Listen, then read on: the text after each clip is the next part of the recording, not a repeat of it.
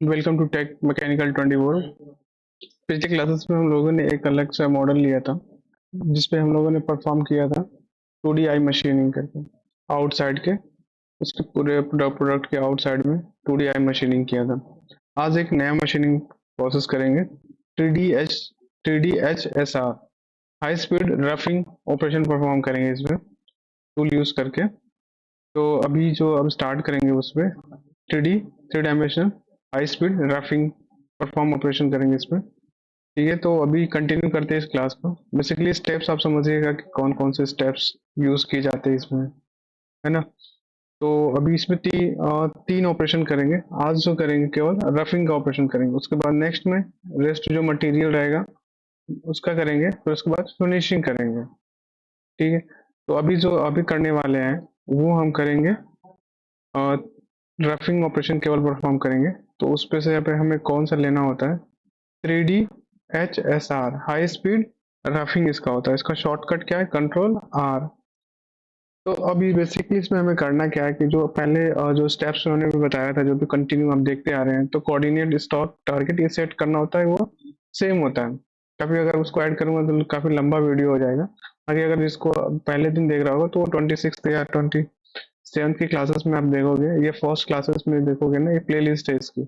उस play list में आप जाके देखोगे तो कैसे स्टॉक टारगेट और सेट किया जाता है कोऑर्डिनेट, तो आप बेसिकली आप वहां से समझ सकते हो। अभी जो उसको स्किप करके बाकी हम डेप्थ में इसको समझेंगे HSR को। तो अभी देखते हैं HSR टेक्नोलॉजी में हमें क्या क्या होता है। एक HM roughing, contour roughing, hatch roughing, hybrid rip roughing and rest roughing, ये चारों 5 से 6 ऑपरेशन है। इसको एक एक करके बारी बारी से देखेंगे इसको। आज के जो क्लासेस में हम क्या करने वाले हैं, कंट्यूर रफिंग करने वाले हैं। क्या, कंट्यूर रफिंग। अब सबसे पहला जो होता है, हमने कोऑर्डिनेट ले रखा है। जो हमें कोई नया प्रोडक्ट नहीं लेना, नया हमें टारगेट नहीं लेना। हमें जो बेसिकली जो हमारा टारगेट सेट हुआ है उसी को यहाँ से बेसिकली जाके आपको सेलेक्ट कर लेना है। यहाँ पे तो ऑलरेडी इसने सेलेक्ट कर लिया। अगर आप शो करोगे तो इसमें वो शो करेगा, दिखाएगा कि आपने कौन सा टारगेट है, क्या सेट किया है। ये चीज आपको ये शो कर रहा है, ठीक है ना। और ये जो टारगेट ही तो है हमारा, ये पूरा जो कंप्लीट जो बॉडी है ये क्या है, हमारा टारगेट है। ठीक है, तो टारगेट ले लिया। अब जो नेक्स्ट स्टेप्स है, बाकी ये टॉलरेंस वगैरह नहीं। नेक्स्ट जो स्टेप्स आता है, क्या होता है, टूल का सिलेक्शन हमें करना है।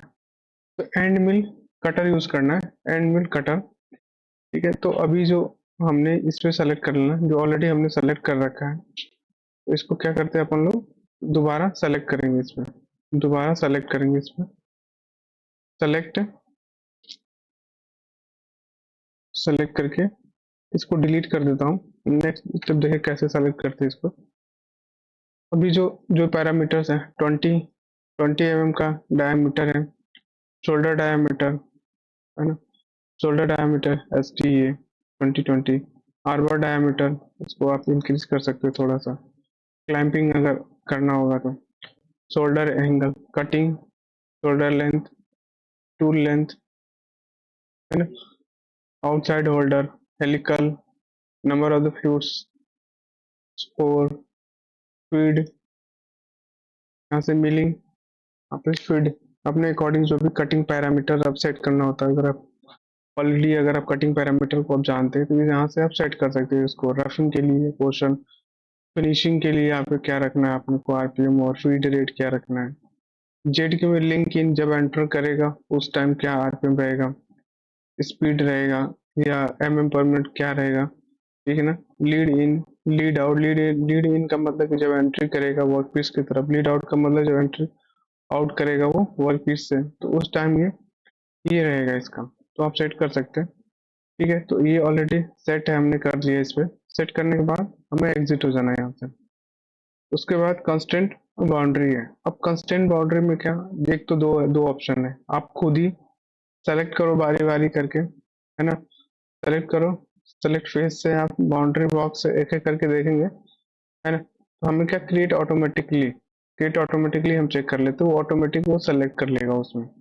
बाउंड्री ये क्या, ऑटोमेटिक सेलेक्ट करेगा। अगर मैनुअली आपको सेलेक्ट करना होगा तो फेस आपको उसको क्या देगा ना, यूजर डिफाइंड बाउंड्री आपको डिफाइन करना पड़ेगा सिंगल सिंगल सेलेक्ट करके। अभी जो आज की क्लास में बेसिकली हम जो देखेंगे वो ऑटोमेटिक क्रिएटेड ऑटोमेटिकली बाउंड्री हम सेलेक्ट करेंगे। ये automatic created box target geometry select हो गया। ये बाउंड्री का नाम हो गया।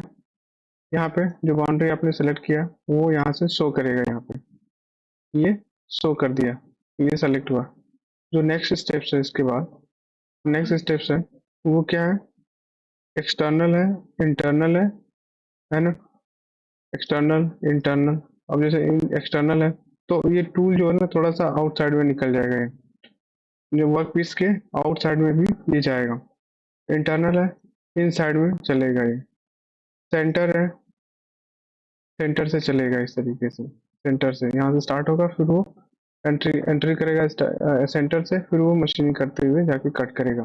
तो नेक्स्ट स्टेप्स है इंटरनल है, इंटरनल है तो हमने इंटरनल बेसिकली ले लिया इसका, ठीक है।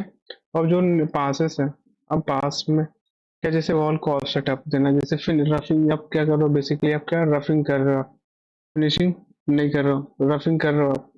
तो इस पे तो आप वॉल को ऑफसेट दे दीजिए, फ्लोर को ऑफसेट दे दीजिए, टॉलरेंस दे सकते हैं आप बेसिकली इस पे, है ना। टॉलरेंस जो ऊपर से जो कटिंग होगा इसका टॉलरेंस दे सकते हो जोन। अब मिनिमम ऑफसेट कितना रखना है, मिनिमम ऑफसेट 10। अब स्मूथिंग, स्मूथिंग का जैसे ये देखना कि शार्प एजेस वगैरह ना रहे, शार्प एजेस नहीं रहे। अब उसके लिए क्या, जो टूल्स टूल्स की लाइफ थोड़ी सी अच्छी रहे, उसके लिए आप स्मूथिंग करो आप, ताकि ये शार्प एजेस वगैरह वियर आउट जो टूल का होके वो कम होके। ये हो गया, तो ये क्या एक्स एंड वाई में कर लिया। अब ये टारगेट है, टारगेट अपना सेट है जेड, टॉप की बात करेंगे ना, जेड ये टॉप, इस साइड में ये फ्लोर और वॉल, ये वॉल हो जाएगा, और ये क्या हो जाएगा, फ्लोर हो जाएगा, है ना। अब जेड क्या ऊपर के साइड में, उस साइड में कितना ऑफसेट, ये बॉटम पे 0.779, जीरो माइनस 77.921। अब जहां तक रखना चाहते हैं वहां तक आप रख सकते हैं इसको। जेड टॉप ये है, और जो जेड बॉटम है इसका, नेक्स्ट जो बॉटम है, जो डेप्थ होगा ना इसका, जो मिनिमम मैक्सिमम जो डेप्थ होने वाला है वो, और जेड टॉप से ये 0.5। तो अगर आप मैं इसको सेट कर दूंगा 1 से, तो ऊपर जो मटेरियल पहले ही क्या करेगा, ऊपर से ही कटिंग स्टार्ट करना शुरू कर देगा ये, टॉप से, है ना, हवा में से ही। तो ये पोर्शन हो गया। अगर मैं 0 0 यहाँ कर देता हूँ तो 0 से, है ना, इसको करके दिखा दूंगा। लिंक है, अब लिंक पैरामीटर में जैसे रफिंग की जाती है तो मोस्टली कैसे कन्वेंशनल मिलिंग की जाती है ना। और कन्वेंशनल मिलिंग में या तो इसको क्लाइम मिलिंग, ये दोनों में डिफरेंस क्या होता है बेसिकली, एक जो होता है वर्क पीस क्या होता है, और जो टूल होता है रोटेट करता है, टूल चाहे क्लॉकवाइज रोटेट करेगा या एंटी क्लॉकवाइज रोटेट करेगा। तो जो वर्क पीस का जो मोमेंट होता है ना, वर्क पीस जो मूव करता है उसके अगेंस्ट में मूव करेगा या तो उसके पैरेलल में मूव करेगा। सपोज क्लॉकवाइज मूव कर रहा है इस डायरेक्शन में, इस डायरेक्शन में मूव कर रहा है, तो जो हमारा वर्क पीस होगा कैसे ऐसे मूव कर रहा है, एक ही डायरेक्शन में मूव कर रहा है, उसको बोला जाता है क्लाइंब या कन्वेंशनल मिलिंग बोला जाता है। मतलब दो तरीके की मिलिंग होती है ना। ये तो डिपेंड करेगा जबकि आप जब भी आप पैरामीटर्स वगैरह सेट करोगे ना उसके टाइम की जरूरत पड़ती है। बाकी अगर कोई नेक्स्ट क्लासेस अगर आप रिकमेंड कमेंट करते हो कि इसका क्लास ले, अलग से भी एक क्लास बना के दे सकते हैं इसको। ये रैंपिंग है, जो टूल जो एंट्री करेगा वो कितने डिग्री से नीचे नीचे नीचे जाएगा, वो जैसे सपोज के यहाँ से आएगा फिर 2 डिग्री, फिर 2 डिग्री, है ना। तो रैंप करके 2 2 डिग्री करके नीचे फिर का जाएगा। ये रैंप हाई ऑफसेट है, रैंप हाई ऑफसेट बेसिकली ये यहाँ से यहाँ तक की जो डिस्टेंस है इसको बोला जाता है रैंप हाई ऑफसेट है। तो इतने पैरामीटर्स आपने सेट कर दिया, पैरामीटर सेट करने के बाद जो फाइनली है सेट सेट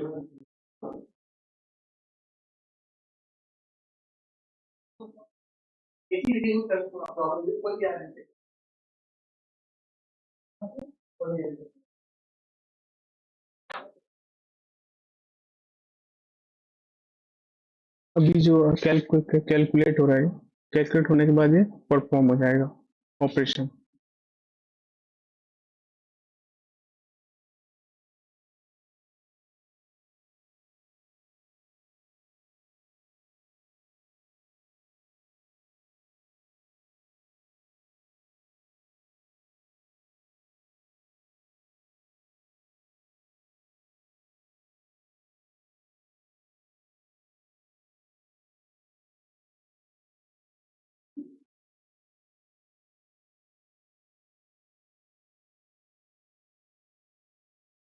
भी कैलकुलेट होगा, कैलकुलेट होने के बाद वो सिमुलेट हो जाएगा स्टार्ट।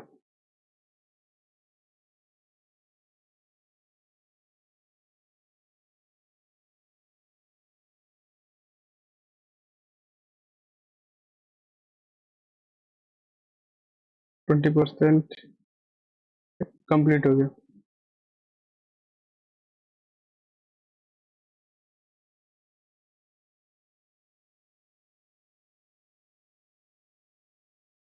अब इसको सिमुलेट कर देते हैं इसको।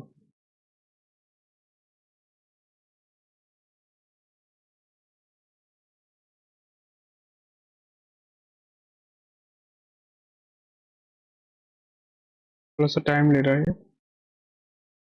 उसके बाद से इसको प्ले बटन पे क्लिक करते, फिर ये कटिंग ऑपरेशन जैसे परफॉर्म हो रहा है आपको यहाँ पे दिख जाएगा प्रॉपरली। अभी तो रफिंग किया है बेसिकली, ताकि जो नेक्स्ट आने वाली क्लासेस में होगी उसमें हम फिनिशिंग करेंगे इसका। अभी इसको इसको मैं इसका पार्ट्स मैं शेयर कर दूंगा आपके साथ में, आप चेक करके देख सकते हैं इसको बेसिकली। अगर रेगुलर चीजें रेगुलर देखते हैं तो काफी चीजें समझ में आएगी आपको।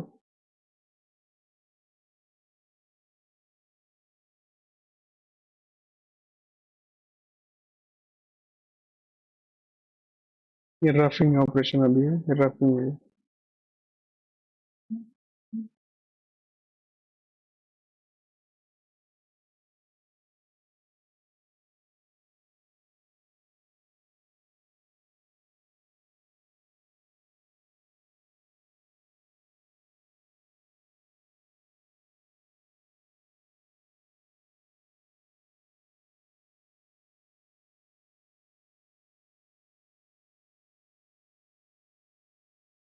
अच्छा, यहाँ पे आपको दिख रहा होगा ये थोड़ा सा मटेरियल छोड़ा हुआ है।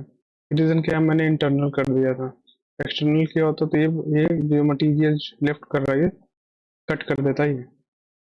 इसको करेक्ट करते हैं अभी इसको एक्सटर्नल करके, जब देखेगा कहाँ से करना है करेक्ट इसको।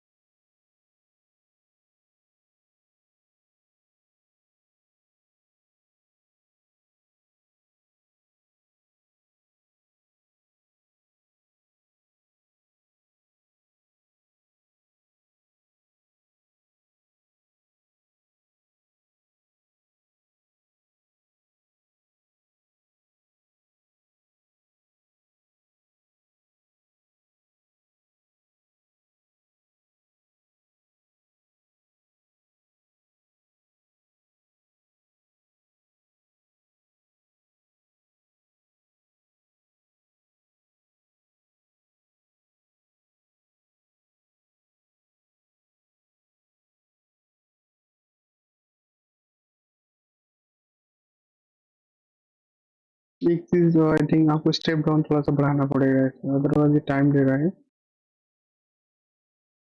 ये कम कर देते इसको।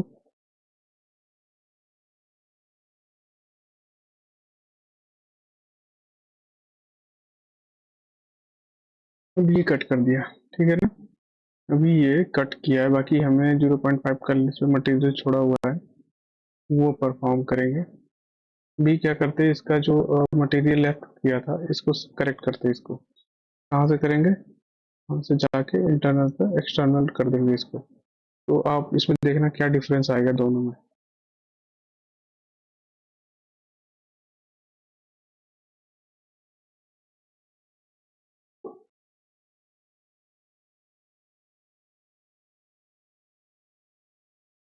क्यूट।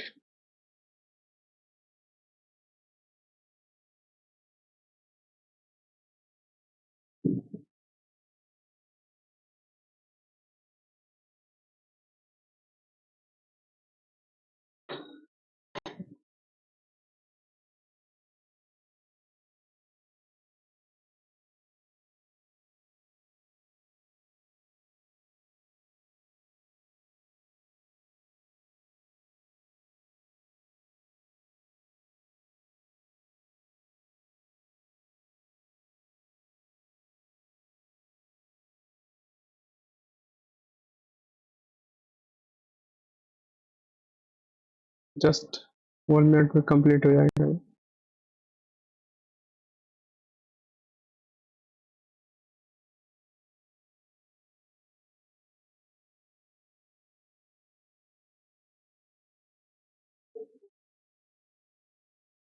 ओके, सिमुलेट करते हैं इसको, या फिर एक बार चेक कर लेते हैं इसका पास। पास स्टेप डाउन 4 का 4 एवं का कट करेगा ये, ताकि बहुत काफी टाइम ले रहा था उसको कट करने में, कुछ ही मिनट में कट कर देगा ये।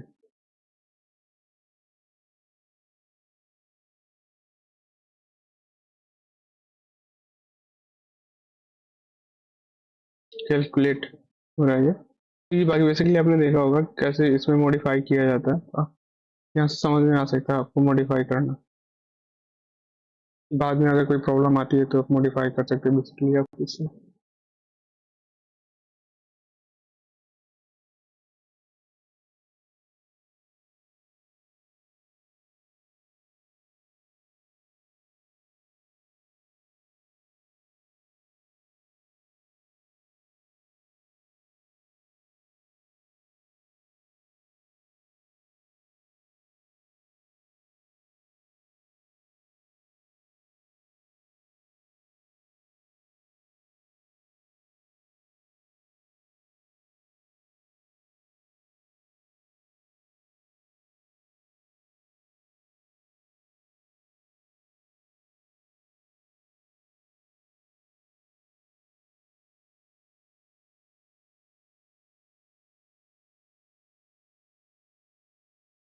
इसको सिमुलेट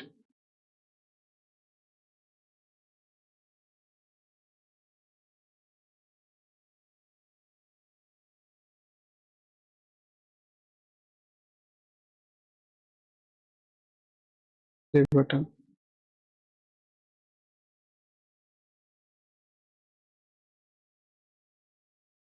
थोड़ा सा जल्दी कट करेगा उसके कंपैरिजन में, क्योंकि स्टेप डाउन क्या हमने बढ़ा दिया है इसका, 4 एम का स्टेप डाउन लेगा ये, पहले 1 1 एम का स्टेप डाउन लिया था, इस वजह से वो टाइम लिया था। अब जैसे आप स्टेप डाउन कम करते हो या फिर अब बढ़ाते हो, उस पर कटिंग फोर्स पे इफेक्ट पड़ता है। अगर स्टेप डाउन आपने इंक्रीज कर दिया, 5 एम का कर दिया या 10 एम का कर दिया, उससे क्या कटिंग फोर्स टूल टूल के वियर आउट होने का चांसेस ज़्यादा रहता है। अभी आपने देखा था कि इस साइड में पिछले वाले जो जो कैलकुलेट हमने किया था इंटरनल में किया था, तो यहाँ पे छोड़ दिया था मटेरियल को, लेफ्ट कर दिया था, लेकिन इस केस में क्या कर दिया, एक्सटर्नल कर दिया, बाहर की साइड का भी मटेरियल को रिमूव कर देगा ये।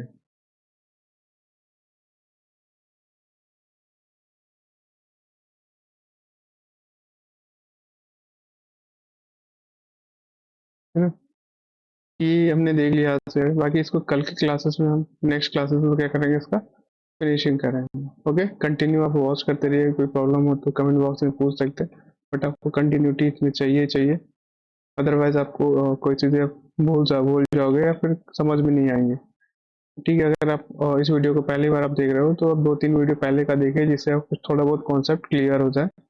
ये प्ले लिस्ट है, ये प्ले लिस्ट में आप चेक कर सकते हैं, ये 29th वीडियो है इसकी। ओके, नेक्स्ट क्लासेस में मिलते हैं इस पे फिनिशिंग करके। Okay, thank you. अगर आपको कोई वीडियो थोड़ा बहुत अच्छा लगे, कुछ चीज़ें आपको समझ में आई हो, तो प्लीज़ लाइक एंड सब्सक्राइब।